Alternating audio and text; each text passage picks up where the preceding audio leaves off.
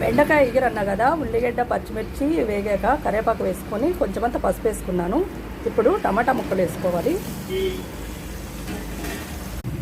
Salt వేసుకోవాలి. Salt వేస్తే టమాటాలు తొందరగా మగ్గుతాయి అన్నట్టు. మూత పెట్టి అయితే మగ్గించుకోండి, తొందరగా మగ్గిపోతాయి. బెండకాయలు చూసారా రెడీగా కట్ చేసి పెట్టుకున్నాను. కేజీ బెండకాయలు. మాకు రోడ్డు అన్నట్టు అందుకే సౌండ్ వస్తుంది. టమాటాలు మాడతాయి అనుకున్నప్పుడు కొంచెం వాటర్ వేయాలంట. నాకు మా అమ్మ చెప్పింది, నేను మీకు చెప్తున్నాను. ఇప్పుడు బెండకాయలు వేసుకుందాము.